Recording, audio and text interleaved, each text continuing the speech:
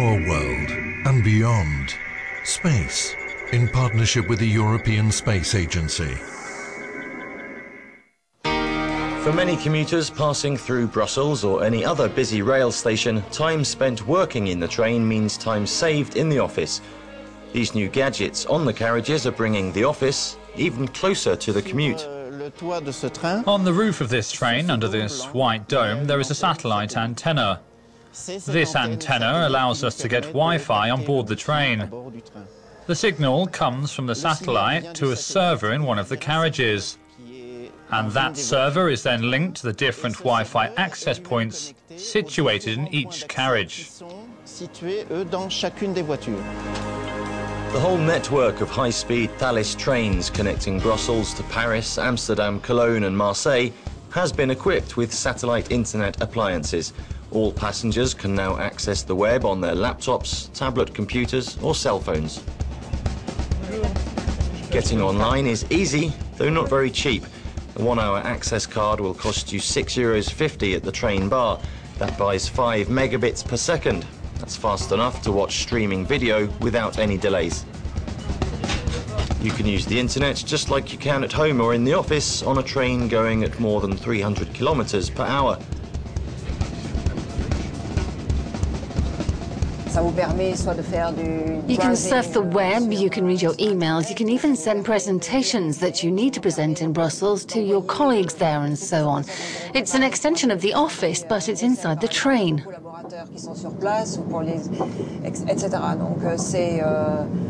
C'est encore une fois une extension, si vous voulez, de votre bureau, mais à l'intérieur du train.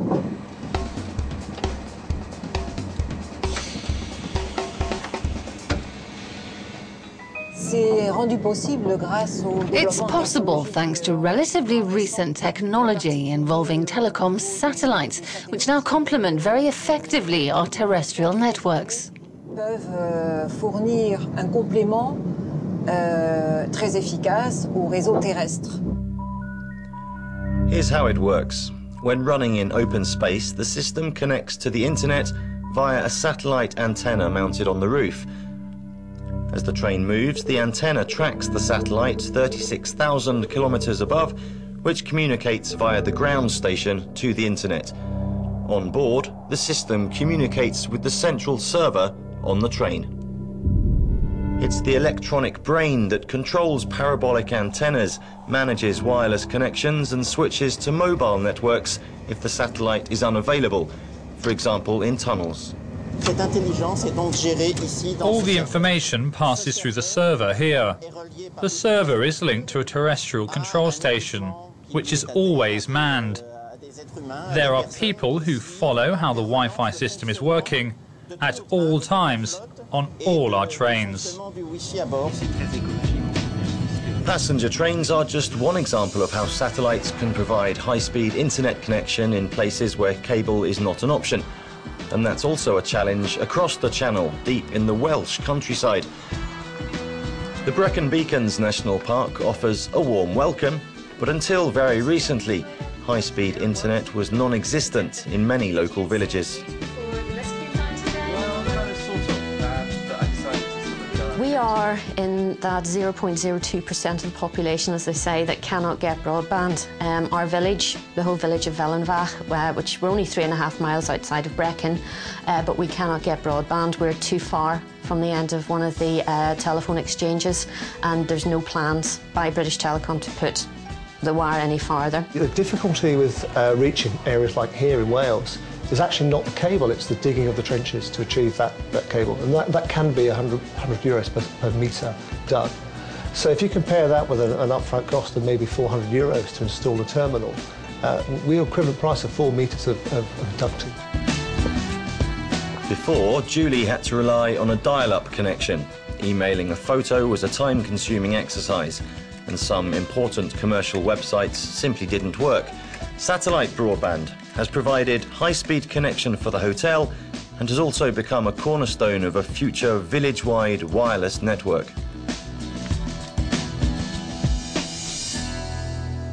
Luckily, one of our villagers had heard of a satellite broadband company, and he approached them, and they said that they would be willing to provide satellites for the village, but they did need to have a business on board as well. So the village came to us and said, would you be interested in coming aboard? And that's how we ended up having the satellite installed. And the setup is no more complex than a satellite television set.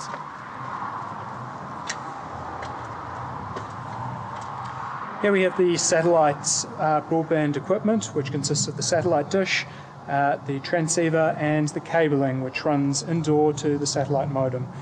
And the satellite modem provides the same type of services that you typically expect from your standard ADSL or cable broadband router. Unlike in the past, the modern equipment establishes a two-way satellite connection. The dish sends and receives the satellite signal up to the satellite in geostationary orbit. So it's got 36,000 kilometers for the signal to travel up to the satellite and then back down to the ground station, where the signal connects up to the internet. In the past, satellite broadband services used a dial-up path for the return, which meant that upload speeds, enabling users to do things such as video and teleworking contributions, functioned very slowly.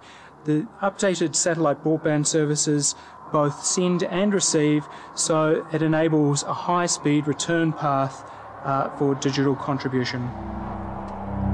The monthly fee for the satellite subscription is comparable to that for more traditional cable or ADSL lines. That ensures affordable broadband coverage, however remote the location. The first communications satellites were used for phone calls, television was the next step, and now satellites are providing a universal internet solution. It's becoming more efficient with constant technological improvements and the planned launch of many new purpose-built satellites. I think that the focus in the future will be on increasing the bandwidth, because we can never have enough means of communication. We always want a larger bandwidth. We've gone from a few hundred kilobits per second to now several megabits per second, even tens of megabits per second. And the satellite technology allows us to increase this capacity, and in the last few months and years we've made tremendous progress. Permettre cette augmentation de capacité, on a fait de très grands progrès dans les tout derniers mois et dernières années.